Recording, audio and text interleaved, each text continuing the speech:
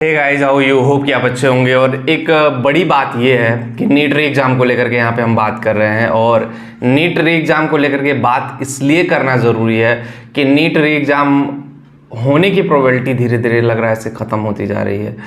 और क्योंकि एनटीए कुछ बोल ही नहीं रहा है, एनटीए ने एक अपडेट करके ना कोर्ट के मैटर का जवाब दे रहा है, ना एनटीए कुछ और बोल रहा है। एनटीए बस ये कह रहा है हम रिजल्ट सून दे देंगे, आंसर की सून लॉन्च कर देंगे। हमेशा कुछ ना कुछ अपडेट ऐसे इस टाइप में होती है कि एनटीए रिजल्ट जल्दी दे देगा। ऐसे में नीट री एग्ज़ाम होने की जो प्रोबेबिलिटी है, जो संभावना है, वो एनटीए खुद ही चाहता है कि जितना हंगामा करना लोग हंगामा कर लें, हम तो चुपके से रिजल्ट दे करके निकल जाएंगे। यार ऐसे थोड़ी ना हो जाता है कि बच्चों के फ्यूचर के साथ मजाक करना। पेपर लीक हुआ है, एनटीए खुद ही कह रहा है कि पेपर लीक हुआ, लेकिन पेपर लीक को पेपर लीक मानता ही नहीं है।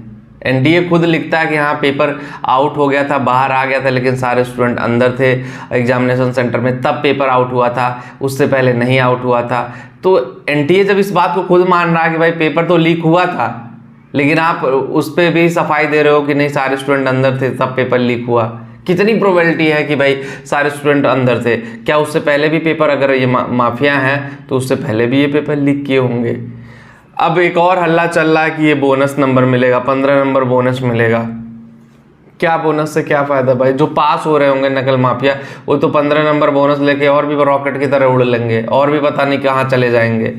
तो ऐसे में जो स्टूडेंट का माइंड सेट है या स्टूडेंट जो करना चाहता है, वो चीज़ें कहीं ना कहीं लैकिंग हो रही हैं और उस पर एनटीए को थोड़ा सा सोचने की ज़रूरत है। अगर आप एनटीए के पोर्टल पे जाएंगे तो वहाँ पे भी कुछ भी अपडेट नहीं है, सिर्फ वो लास्ट वाला ही अपडेट मिलेगा और कुछ नहीं मिलेगा।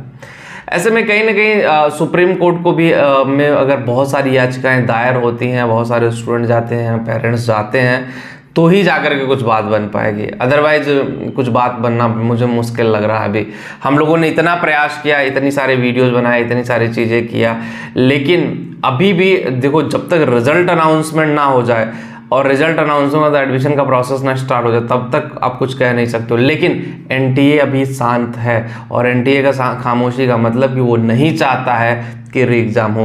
क्योंकि कोई भी एग्ज़ाम होता है, अगर री एग्ज़ाम होना होता है तो उस पर बहुत ही जल्दी डिसीजन लिया जाता है। क्यों? क्योंकि टाइम नहीं होता है, फिर एडमिशन का टाइम आता है, काउंसलिंग होती है, बहुत सारी चीज़ें और भी सेटअप करनी होती हैं, तो उसमें टाइम नहीं मिल पाता है। एक सेशन लेट होता है तो फिर वो कई साल लग जाते हैं उसको मेंटेन करने में, कई साल लग जाते हैं उसको इकट्ठा करने में।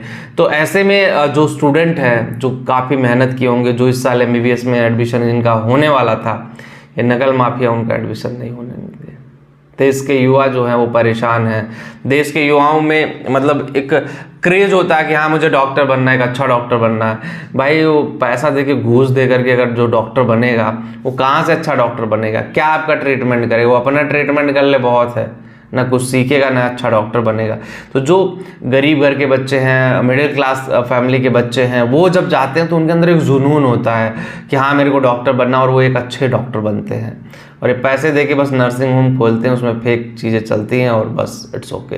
तो गाइस आपको सपोर्ट तो करना चाहिए कि भाई रीनीट हो। और मैं देखो, मैं तो इंजीनियरिंग का स्टूडेंट हूँ, मैं खुद ही सपोर्ट कर रहा हूँ कि मेडिकल का एग्ज़ाम दोबारा हो। ऐसे में स्टूडेंट अगर सपोर्ट करेगा तभी जा कर के हो पाएगा। तो आप लोग क्या चाहते हो, दोबारा एग्ज़ाम हो या ना हो, कमेंट करके ज़रूर बताएं। और एनटीए क्यों नहीं बोल रहा है, ये भी एक सवाल है। क्या रीनीट होना ज़रूरी है या नहीं है, ये भी अपने सुझाव कमेंट में रखें। मिलते हैं नेक्स्ट वीडियो में। Thank you.